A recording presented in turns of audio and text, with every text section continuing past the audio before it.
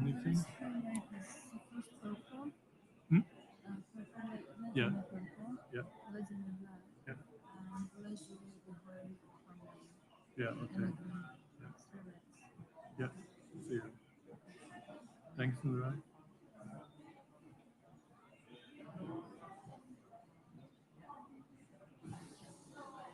Hello. Thanks for your patience. We have a little delay, expecting 3 ministers to arrive in a moment. Thank you.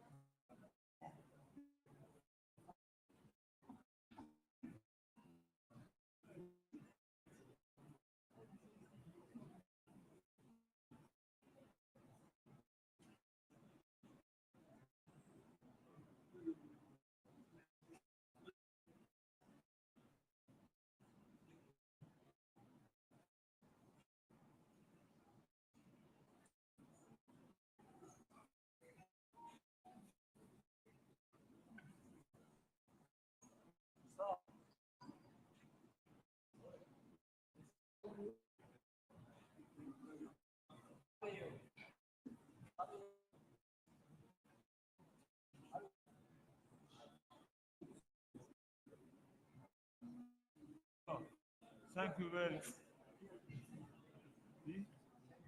Thank you very much. Bundan please.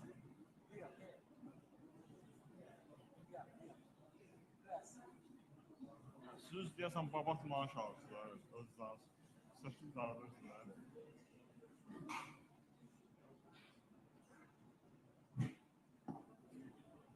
Senegal qapısına gəldi. Başqa gəldi, Pamuk.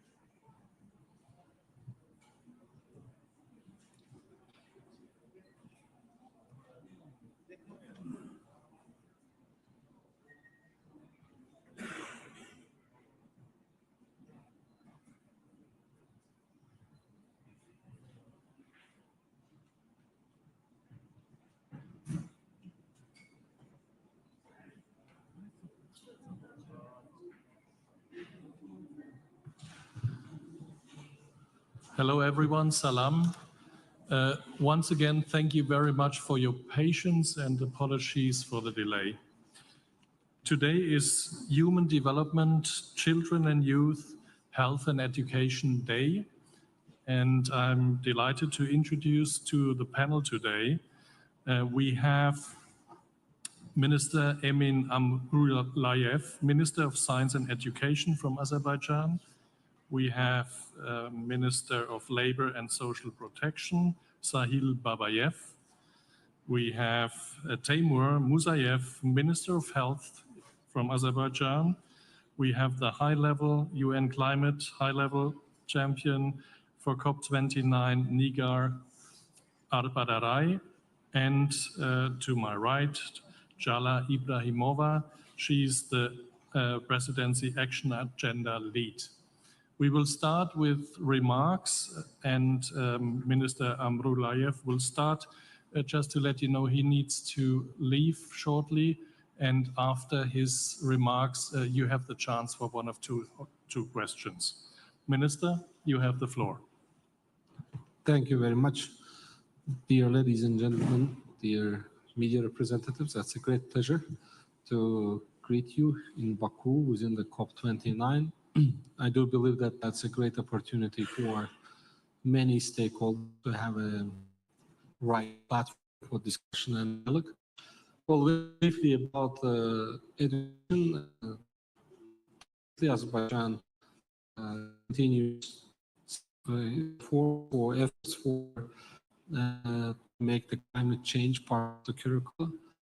Our main initiative within the scope, because we have to make sure that it's not only the national agenda, also the global agenda, to introduce first time assessment of climate literacy and environmental literacy as part of international assessment projects, namely PISA. Together with CD and UNESCO, we came up with the develop a new assessment framework for the environmental literacy. For very again description of the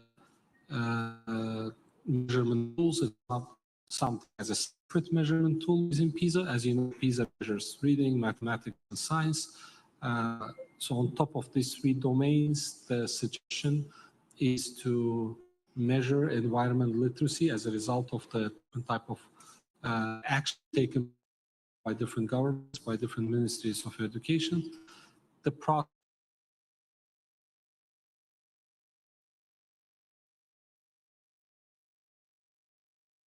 5 years, and I do believe the results of the first measurement will be available by 2030 December. So we do hope Many countries will join this initiative and will have first-time evidence-based results of the green education in country. Because so far there are a lot of discussions, there are a lot of good practices and lessons learned, but we don't have any data-driven or any data-oriented results which can be comparable across the countries or through the different years.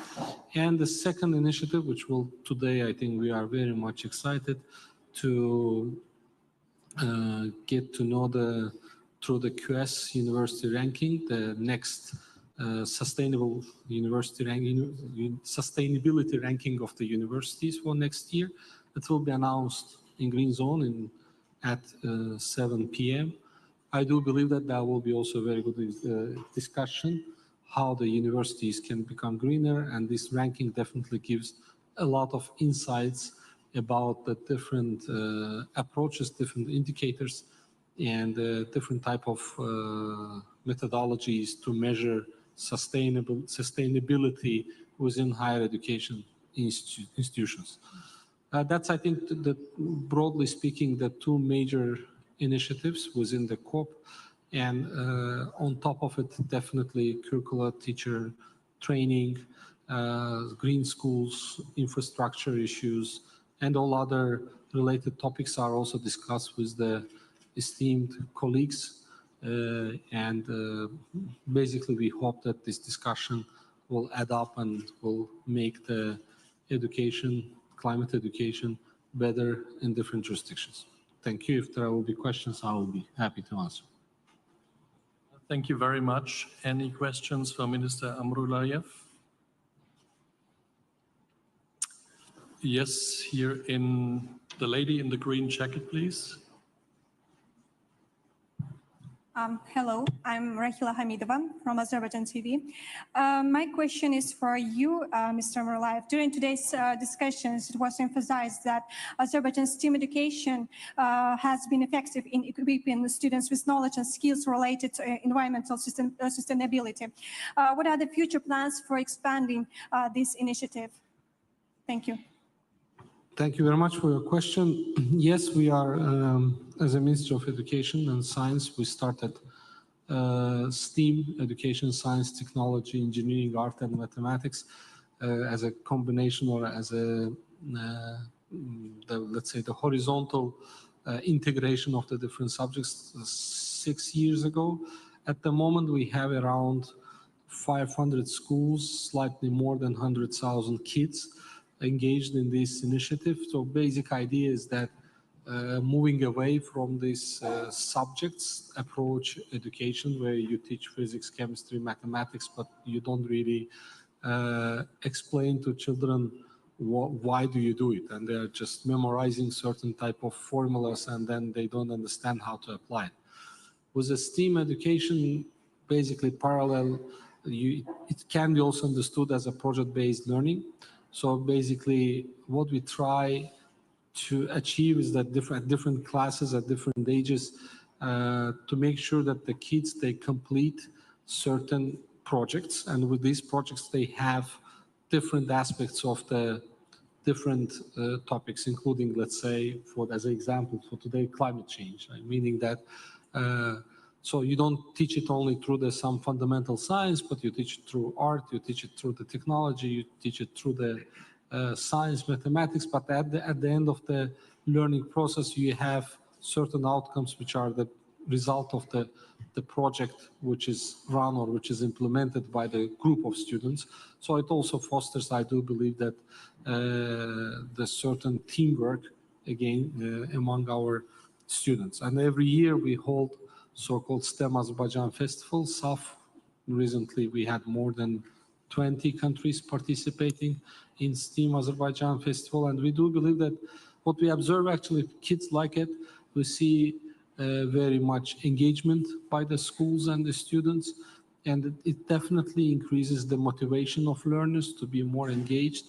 And I do believe that it's a right approach. I mean, it's the way we should continue, because when you talk about climate change education, doesn't necessarily mean that you need to have a separate subject on climate change. It means that climate change should be across all the subjects, and it should be always part of the curriculum, part of the teacher's focus, and it doesn't matter what subject is taught by the teacher. STEAM, I think, in that sense, is the right methodology or relevant methodology, which is applied at the moment in different schools of Azerbaijan, and we do believe that we will reach, actually we are aiming to double the numbers by 2026 and to reach around 250,000 students in schools of Azerbaijan covered by this methodology.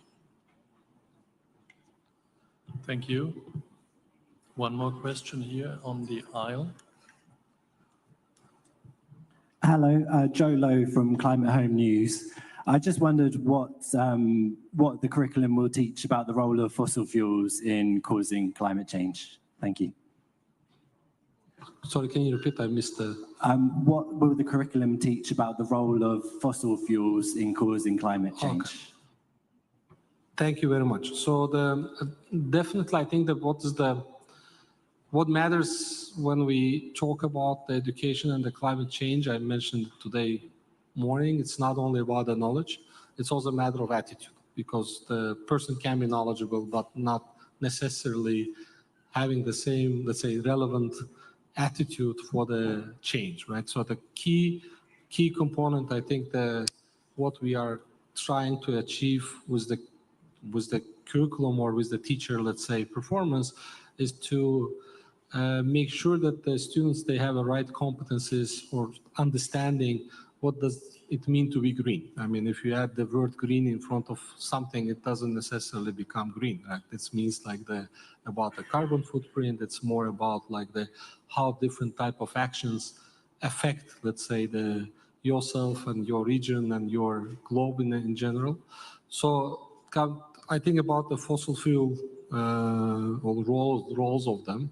So here, definitely, it's more about understanding that what are the outcomes of the use, meaning that definitely the different type of carbon footprints by different type of the energy, right? So energy sources.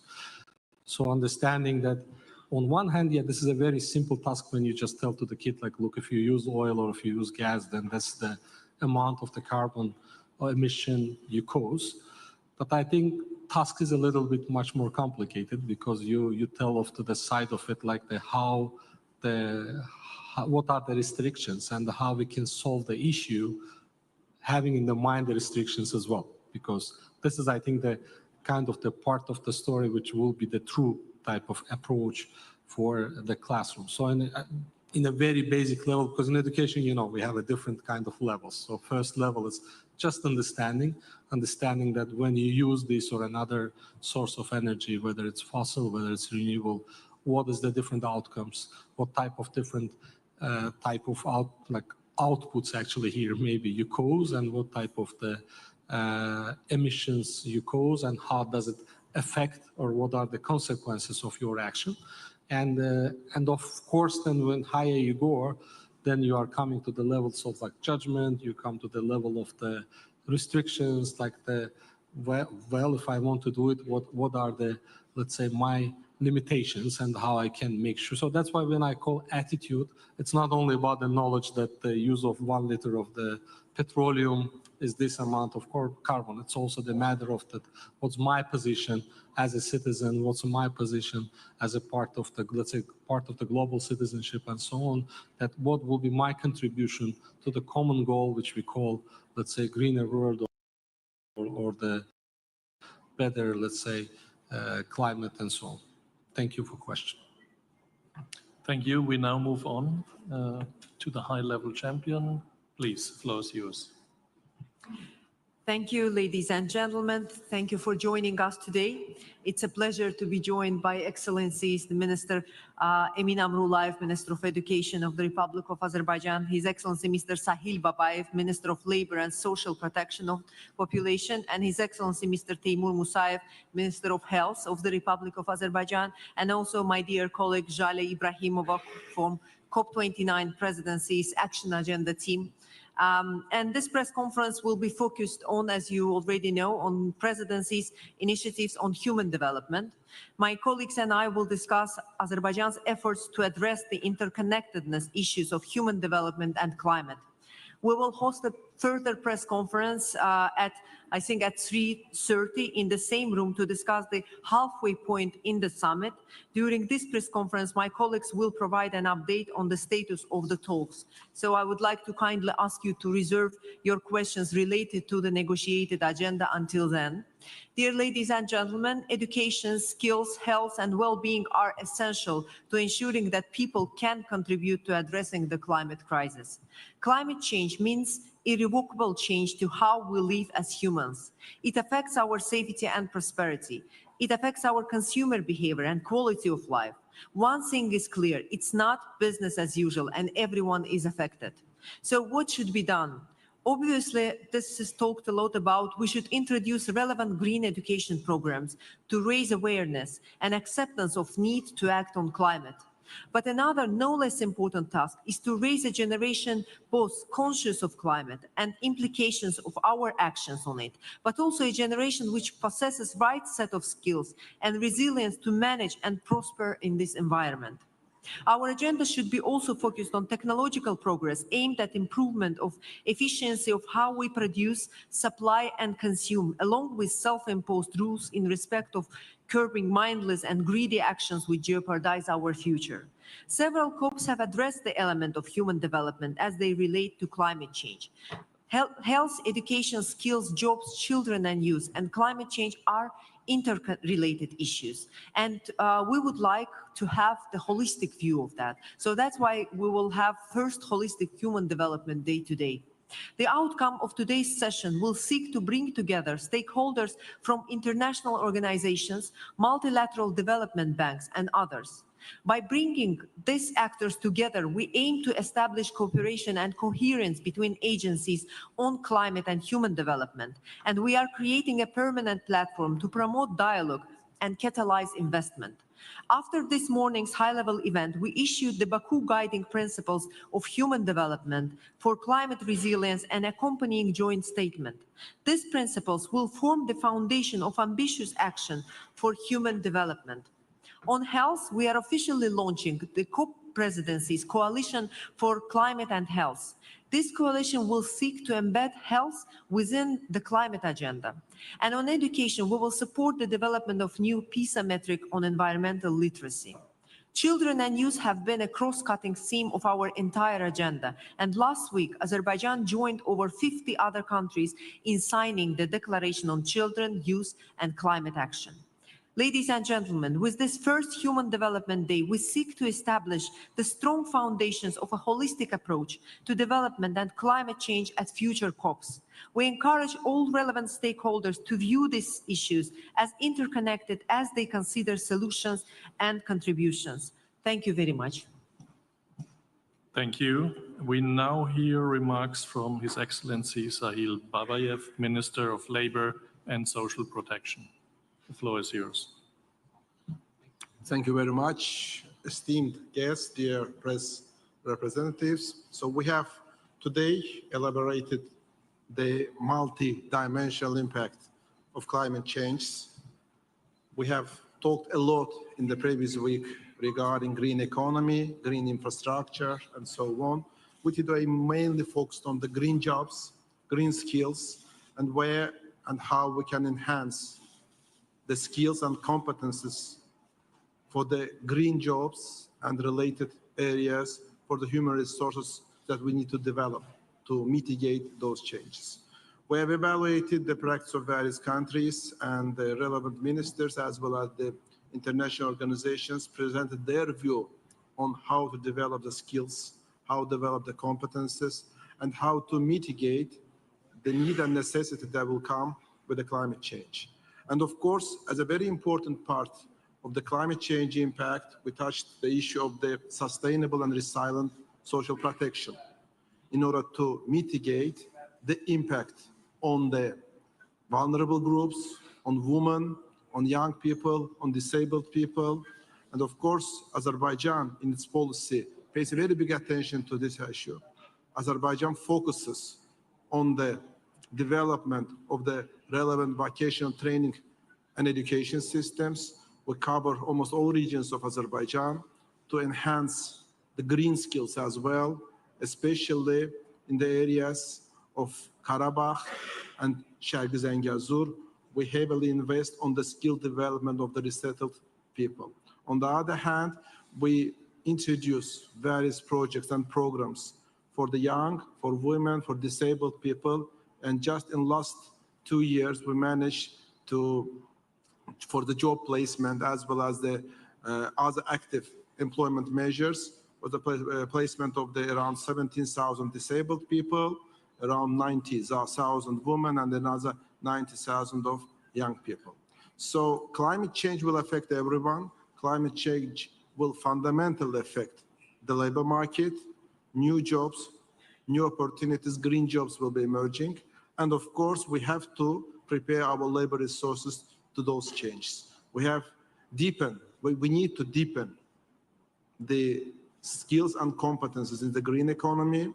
We have to deepen and enhance our network of the training mechanisms, and we have to involve more and more private and public institutions to this network.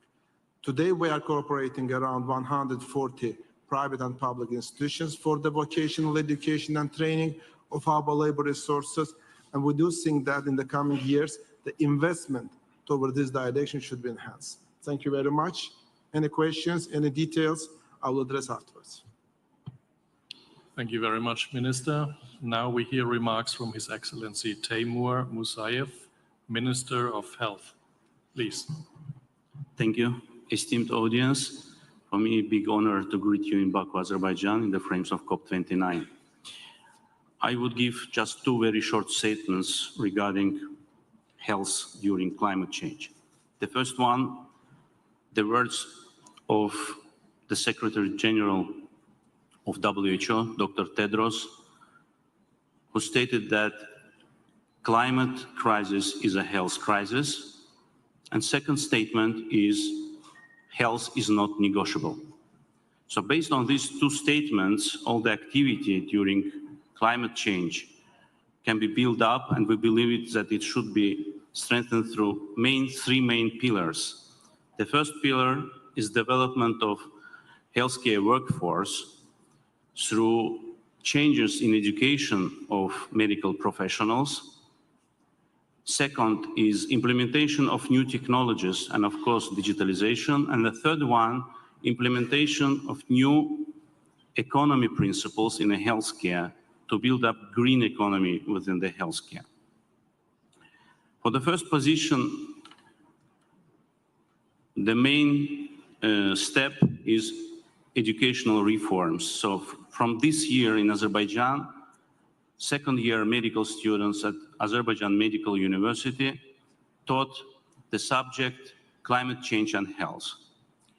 We believe that continuous medical education based on modern technologies could incredibly support quick and fast implementation of this idea. And we initiated and supported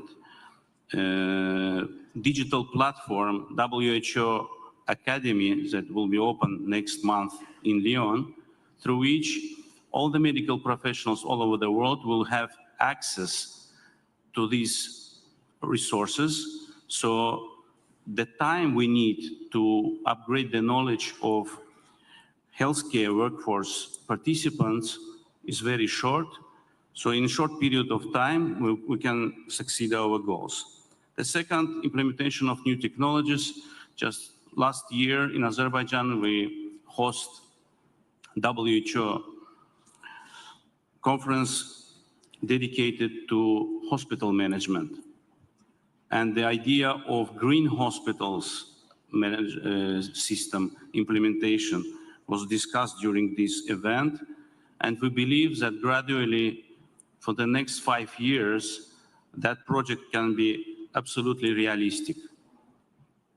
Third, green economy, as my colleague mentioned, this is multi-sectoral approach, needs really detailed implementation plan, and we think that within integrative and holistic approach that today actually we have first ever Human Development Day within the COP event, showing that all engaged agencies are ready to discuss this subject and to come out with really implementable steps. Just in a couple of hours, we will sign very important letter of intent establishing the Baku COP President's Continuing Coalition for Climate and Health. This platform that will be co-led by Azerbaijan and our esteemed partners, the United Kingdom, Egypt, the United Arab Emirates, and Brazil, will let us to enhance all the efforts done so far and provide necessary efforts to support all the initiatives we've had so far. So please feel free to ask any questions, and thank you for your attention. Thank you very much. So we have time now for questions. Also to let you know, we have interpretation in Azerbaijani, and you can then also ask your question in Azerbaijani.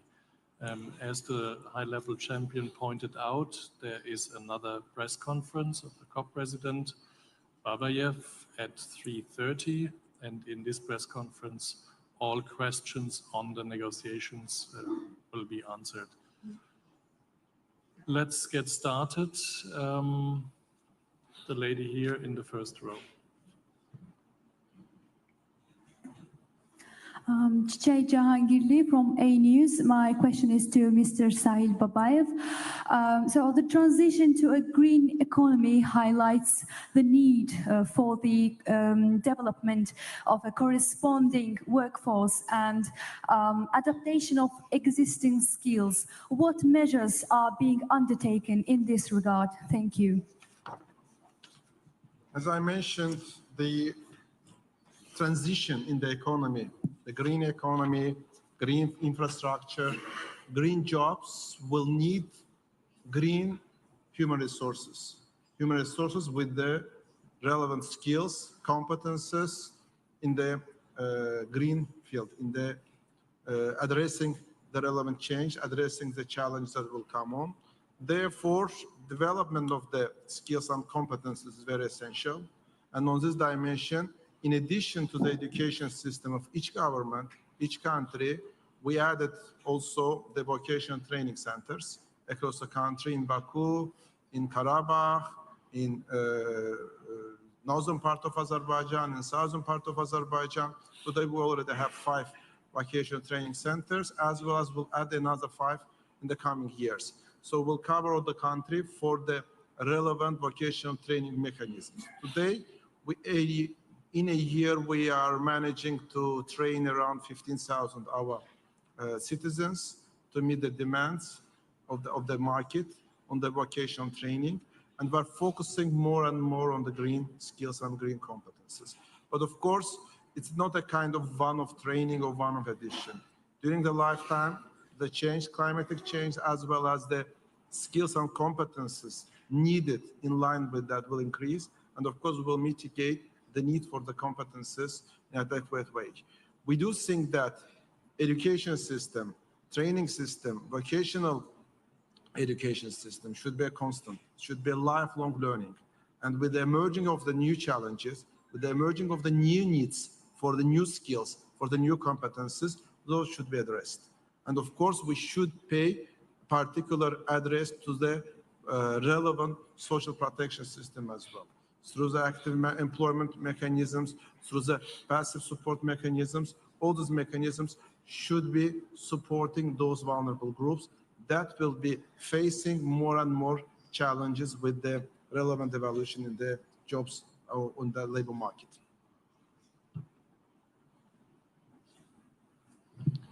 Next question. The lady in the back, please. Hello, my name is Prachi Shivgaonkar. I'm a young climate innovator from India. I'm the founder of an app for climate action called Cool the Globe.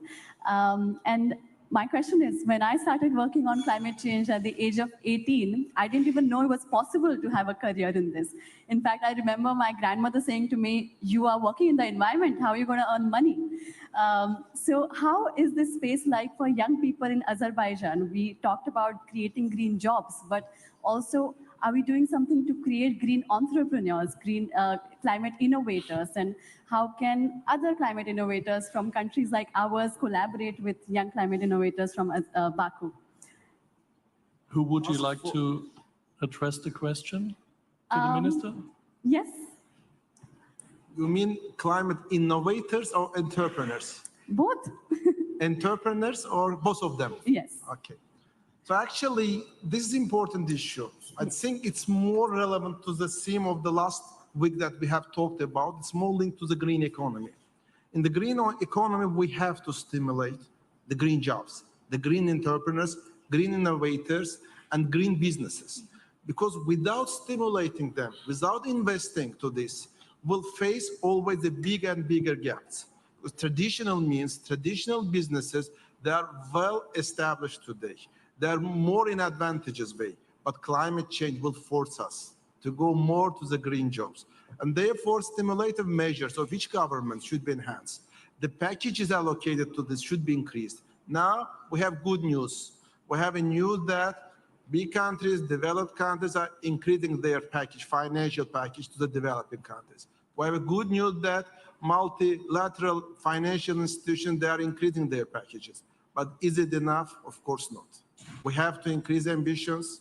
We have to increase our active promotion of these projects, and we have to increase the awareness about the public. Because just advocating green jobs, green economy, or green businesses in the level of the government, in the level of the kind of a small groups of the businessmen will not give us a very big burst of this type of actions in the society. We have to advocate it from schools, from institutes, where a new business people, business-oriented people, business-minded people, or inventors are emerging. All of them should be aware about the climate change. All of them should be aware about the opportunities that climate change opens. Because any challenge, any crisis, simultaneously opens big opportunities.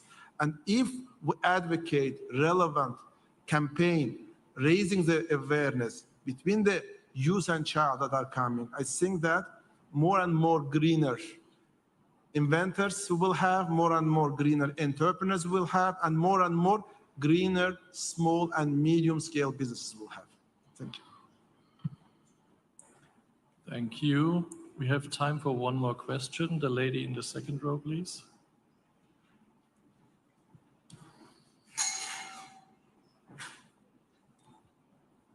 Good afternoon. Aygün Cerçeva from APA TV. I have a question for Timur Musayev. As we know, today an important document on presidential cooperation on climate change will be signed. So how it will influence the dynamics of processes related to climate change and health? Thank you. Thank you. First of all, we're not starting from the scratch. So taking in consideration all previous efforts and intentions, initiatives like COP26 attached, COP27 ICANN, or COP29 guiding principle for financing climate and health solutions. So these initiatives that is going to be signed today, the letter of intent, will provide synergism in implementation all the efforts we had in the past.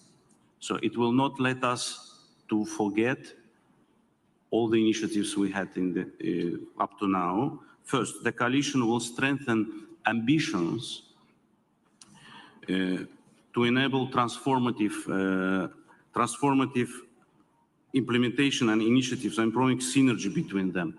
So up to now, what we've seen, that integrative approach, although was pronounced several times, but especially with a health subject, just today we have first ever, as I mentioned before, Human Development Day. So all components of human life come to synergism, and for this we need this letter of intent.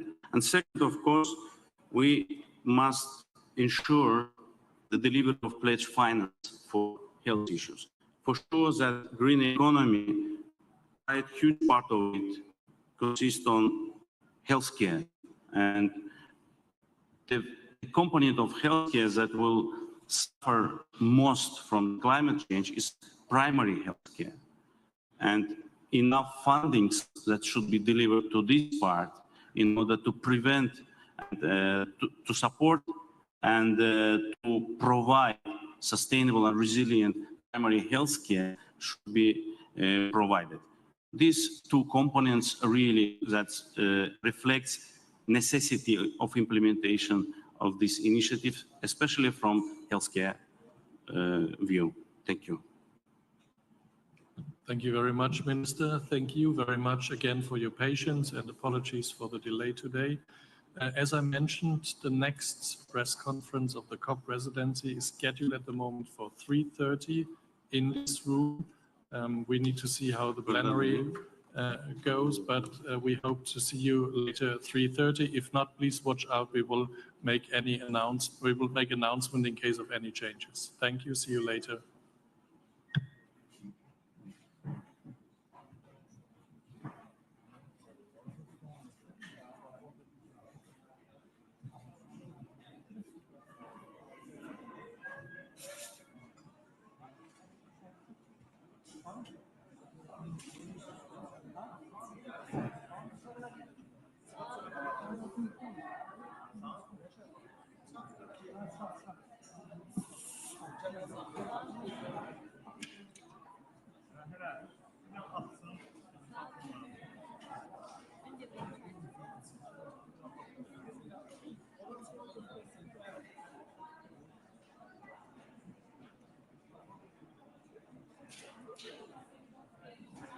yine var mı? Burada var yine.